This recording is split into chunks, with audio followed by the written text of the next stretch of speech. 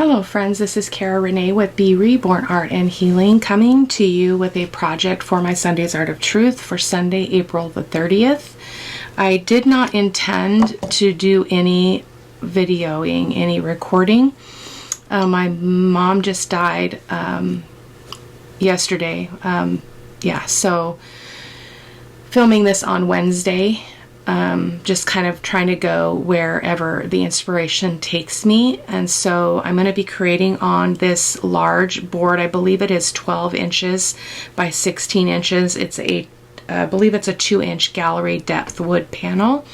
So I'm just going to do a quick intro with the products, and then I'm going to go right into the voiceover. I think I have what I need here, but I'll try to cut out the me stepping away and going and getting something new so that I can have the video not be too long. Just to let you know, this is not a tutorial, you guys. This is me showing up as I talk to you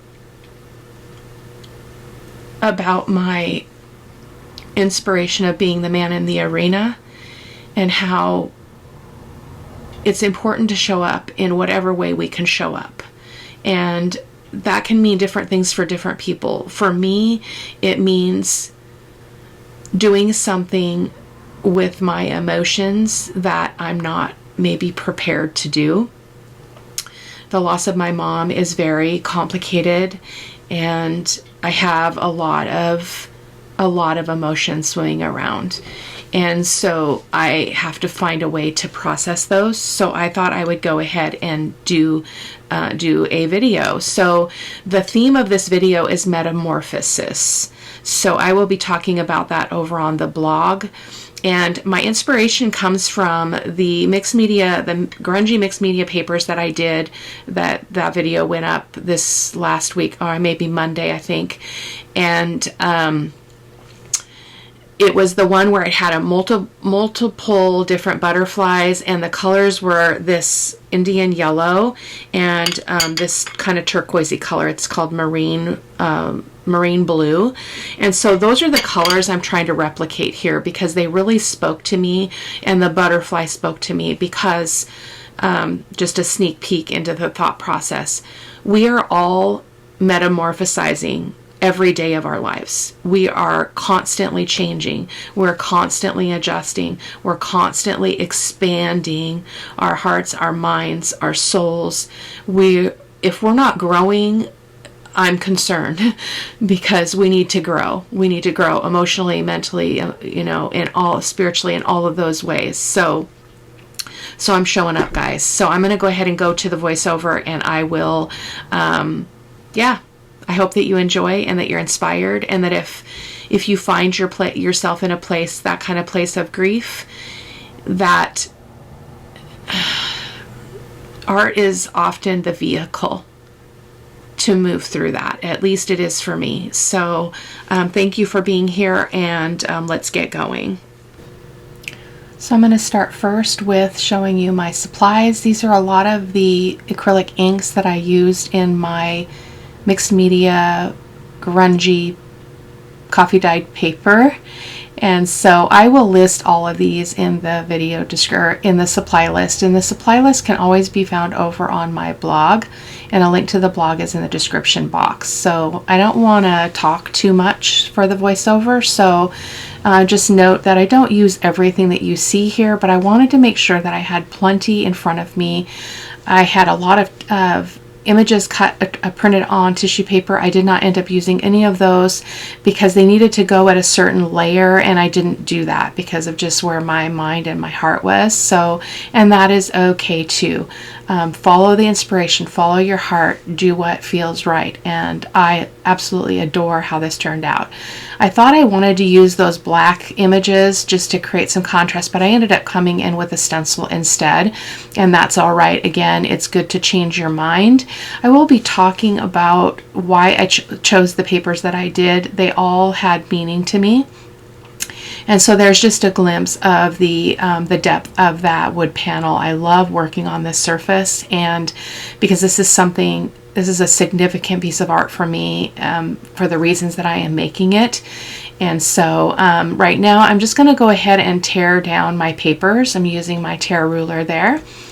Generally tear them into 3 pieces of varying shapes and sizes because I like to spread them out over the surface to provide some balance. Now, as always with my mixed media, much of these papers does not show. However, in person, I can look really, really close at the piece now that it's done, and I can see every single element. I can see a part of every element. That butterfly that's on that paper came through in the final layer. So that's the beauty of collage. It's the beauty of mixed media. So I'm going to go ahead and just, well, I did want to talk with you a second. In the intro, I did talk about, I wanted to add that I do this not just out of inspiration. I'm doing it because I'm sitting in a heart place and it's good for my healing. So I wanted to add that as well. So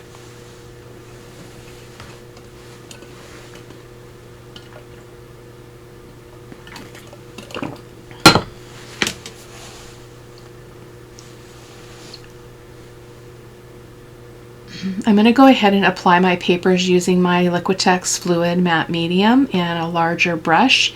And you will notice as I start putting down these papers and putting the matte medium on top that we do get some bleeding, and that's just from my printer.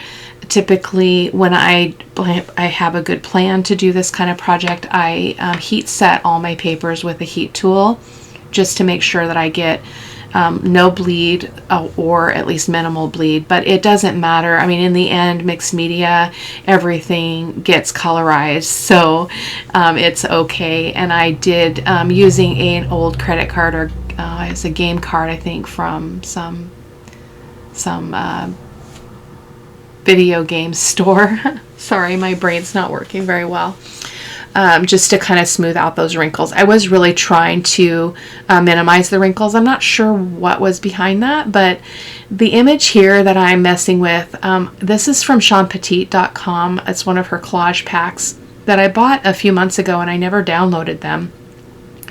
So when I sat down to plan this project, or pseudo plan it, I grabbed some of those images that I really liked, and that was one of them. I really love the dark passages there. That is also very representative of the story behind this piece in terms of metamorphosis. Don't you know that change has passages of light and it has passages of dark. And it has passages of love and passages of fear. And so there's just a whole lot of conglomeration of emotions in so many of the things that we are moving through in our lives. So, again, every piece of paper has a meaning. The paper there in the left corner is the She Decided paper, and I've talked about that many times in my videos. It is also an image from SeanPetite.com. It's called She Decided, and it talks about being brave, having courage, deciding, making a decision. And so it's always very meaningful. It finds its way in many of my mixed media projects. So I'm going to go ahead and just let you watch here for a bit.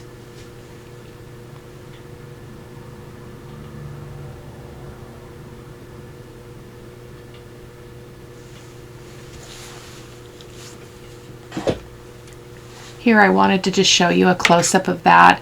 I wanted to really focus in on that word bravely, because metamorphosizing and changing and becoming new is a brave thing that we do. I always think of the butterfly and I think about what they go through to become who they end up being, and I don't think it's very different for us. We move through a lot of stages of difficulty and hard work to get where we are in any given point in our lives. So that's very meaningful to me.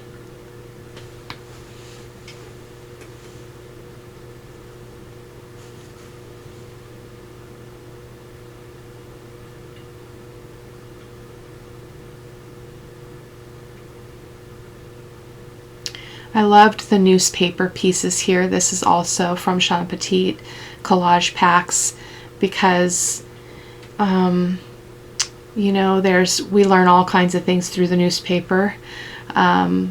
Obviously, one that's on my mind is just how we typically write an obituary for our loved ones. We want people to know that our loved one is gone, and newspapers tell stories, and as I've mentioned before, I use a lot of text and words because our life is made up of words and stories, and so to incorporate that into a collage background is, again, very meaningful for me. And even though, as I mentioned, we don't see much of it, it is still there, and it was part of the process of creating. So some of that white paper with the text is a kind of a cursive text, and I believe it's in French, if I remember correctly. That some of that does show through. It doesn't show through as white, but you can see the letters and you can see that script. So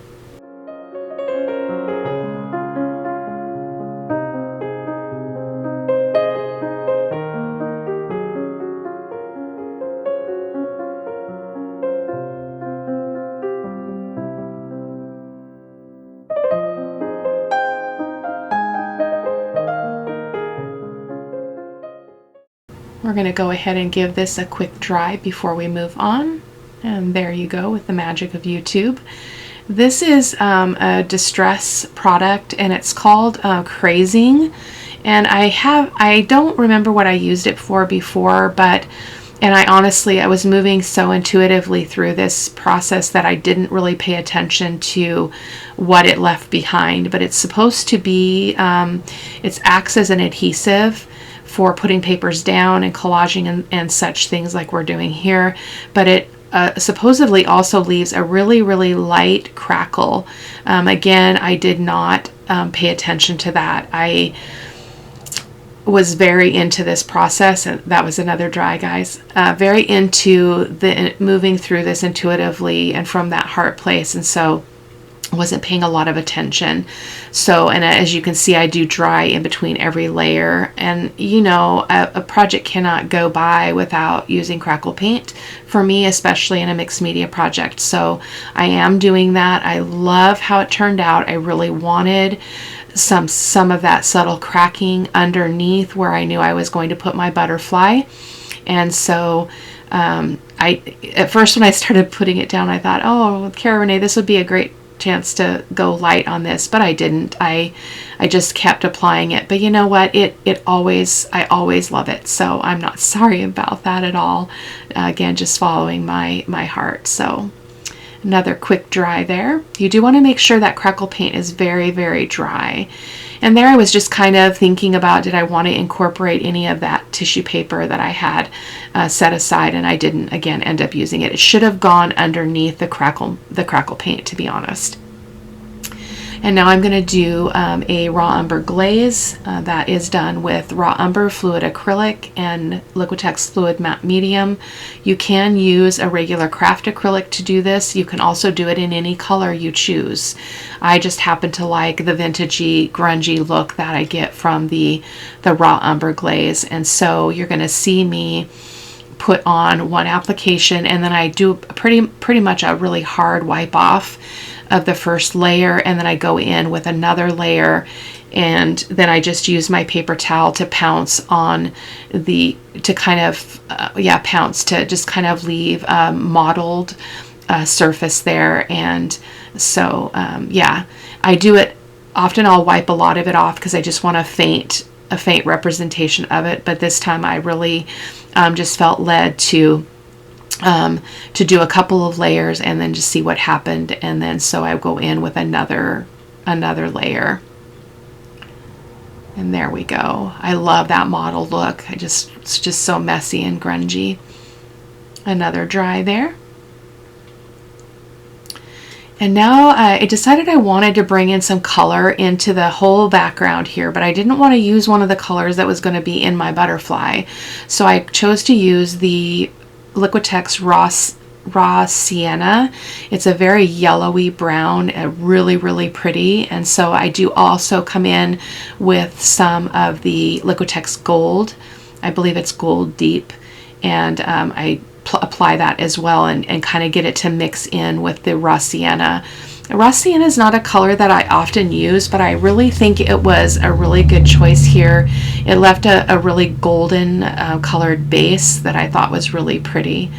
And then what happens here though is I do get a lot of water on this, so there is a ton of fluid on here when I'm done.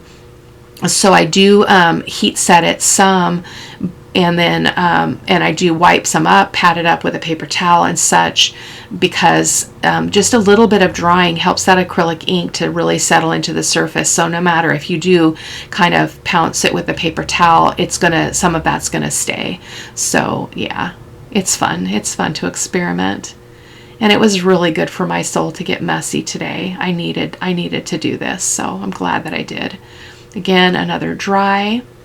And you can see the gold there is just really shimmering and really beautiful. I love all the texture that we got with the crackle paint and such. So you'll be able to see a lot of close-up photos at the end of the video, as well as over on my blog. I'm going to come in with some acrylic gesso in black and one of my stencils from Sean Petit. I believe this is called Layered Up 3 Tiles and Flowers. It's one of my favorite stencils. I'm not sure why I decided on the black gesso. I don't normally do that. Usually I would get out an acrylic paint, you know, a traditional acrylic paint, but I did, so I'm not sure. So I'm going to put this in all 4 corners, which is really unusual for me as well. I do try to stick to the rule of 3s in my projects, but I did end up putting it in all 4 corners, and it turns out fine. There was, you know, again, there's no rules. It's just they're kind of guiding principles basically of art and how they talk about how it helps the viewer's eyes kind of move around the composition. And so, but again, it's not a deal breaker at all.